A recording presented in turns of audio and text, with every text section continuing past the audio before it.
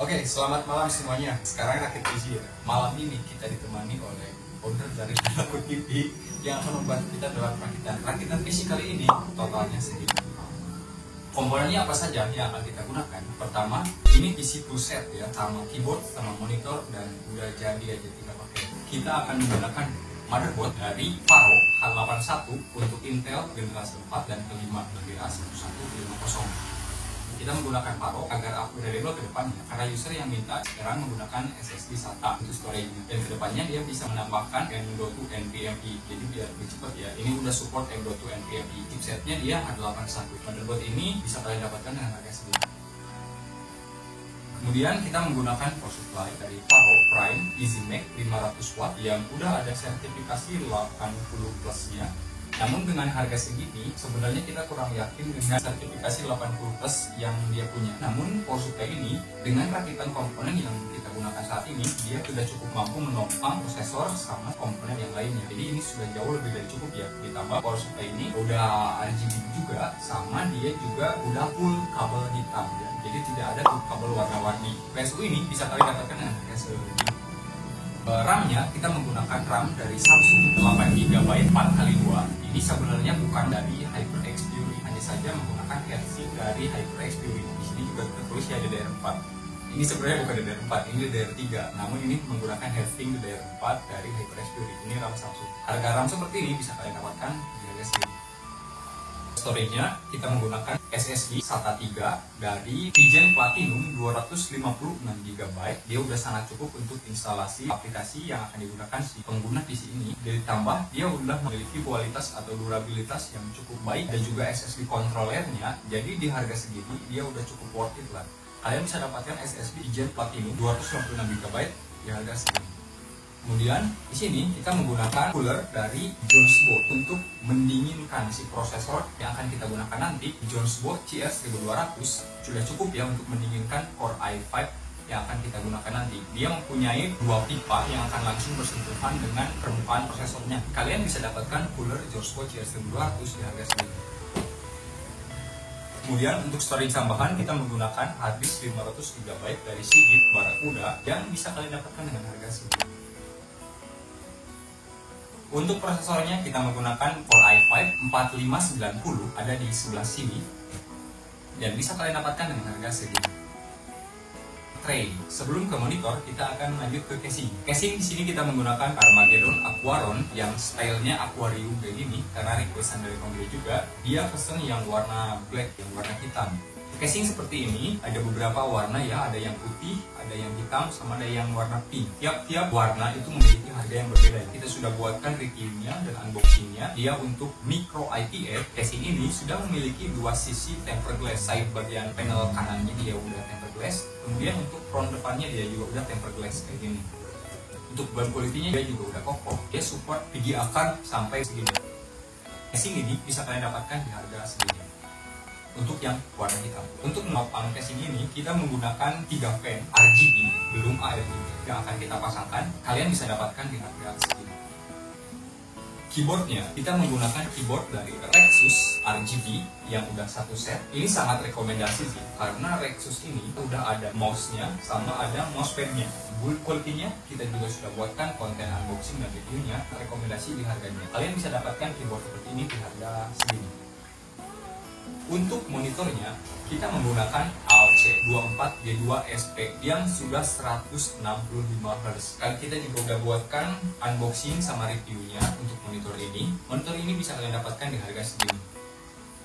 Yang terakhir, kita menggunakan kabel tension HDMI. Sebenarnya untuk monitor ini udah dapat kabel ya, kabel power sama kabel display. Hanya saja kabel bawaannya itu kabel DPI. Karena kita menggunakan motherboard dari Faro H81 hanya support HDMI seri tertingginya, karena dia support PGA sama HDMI. Jadi untuk DPI dia belum support, dan kita juga tidak merakitnya menggunakan VGA card seperti GTX 1660 Super ataupun RTX ke atas. Jadi kita belum bisa menggunakan kabel DPI dari monitor ini. Jadi kita beli eksternal, beli sendiri, yaitu kabel HDMI. Harganya bisa kalian dapatkan segini.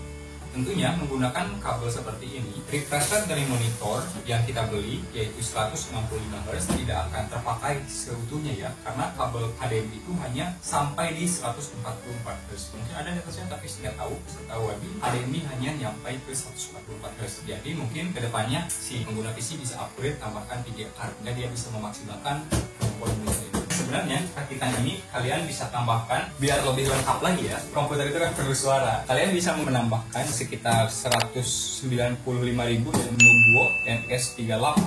Dia udah support Bluetooth. Kita udah buatkan sih reviewnya ya. Ini sekali pelengkap ya. Hanya saja untuk konten kali ini pembelinya tidak request menggunakan Nubo ya. Ini juga suaranya sudah sangat enak. Stick terakhir. Oh ya. Jadi di sini si pembeli request ya minta bonus. Katanya dia ingin bonus, minta stick dong boleh gak? Ya udah kita kasih stick satu pasang ya. Katanya dia mau game. Dan dia juga minta diinstalkan nanti game bola sama beberapa aplikasi Adobe seperti CorelDRAW dan perkantoran ya. Ini stick udah kita testing review juga. Ini sticknya udah nyala RGB transparan. Ini sebagai bonus ya. Ini udah direview belum? Power stick ini jika ada yang mau beli kalian bisa dapatkan di harga hasil. Kemudian ini obat ini ya terakhir untuk membantu mendinginkan prosesor di pastanya ya, di Cool Z3 yang bisa kalian dapatkan di harga hasil. Semuanya udah kita sebutkan ya komponennya. Lanjut ke perakitan. Let's go.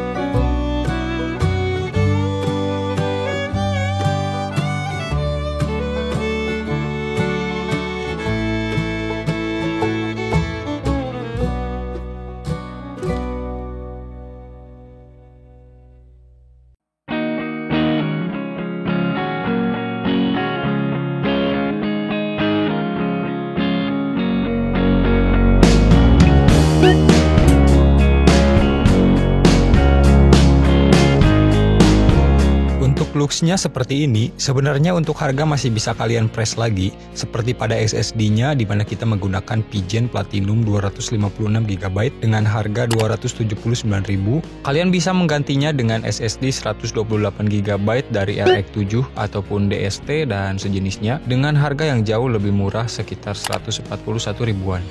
Serta monitornya yang mungkin bisa menggunakan monitor dari Samsung S24 R350 yang masih menggunakan HDMI untuk port display tertingginya. Jadi kalian bisa lebih hemat lagi tanpa harus membeli kabel HDMI pension seperti yang admin tadi lakukan. Itu cukup lumayan harganya. Harga monitor Samsung 24 inch S24 R350 ini 1.309.000. Atau 1.199.000 untuk monitor Xiaomi 24 inch dengan spesifikasi yang sejenis. Untuk pengetesan rakitan komputer ini tidak bisa kita lakukan terlalu banyak. Untuk iGPU dari Core i5 4590 ini sebenarnya cukup baik. Jika digunakan untuk software editing ringan seperti Adobe, catatan ngeditnya tidak terlalu aneh-aneh. Photoshop, CorelDRAW, game sebenarnya juga oke. Asalkan jangan game yang terlalu mengandalkan atau memerlukan ray tracing grafik yang cukup tinggi, karena tentunya akan sangat berat untuk dijalankan Core i5 4590 ini tanpa dukungan VGA card. Seperti game bola PES 2021 ini yang di request oleh si user, sangat tidak enak dimainkan karena rendering grafiknya yang mengalami batuk-batuk dengan settingan standar instalasi. Karena PC ini di request untuk produktivitas desain, marketplace, kekurangan di atas tidak terlalu menjadi masalah, dan jika mau nantinya user bisa menambahkan VGA card untuk pengolahan grafis yang lebih baik lagi. Dia juga bisa menambahkan M.2 NVMe jika mau karena motherboardnya yang sudah mendukung. Untuk game ringan sih atau game seperti Genshin Impact, GTA 5 dengan settingan yang rata kiri masih enak sih dimainkan untuk sekedar istirahat dari pekerjaan si user ini. Sekian rakitan PC episode kedua di channel Press Budget. Sampai jumpa lagi di konten berikutnya.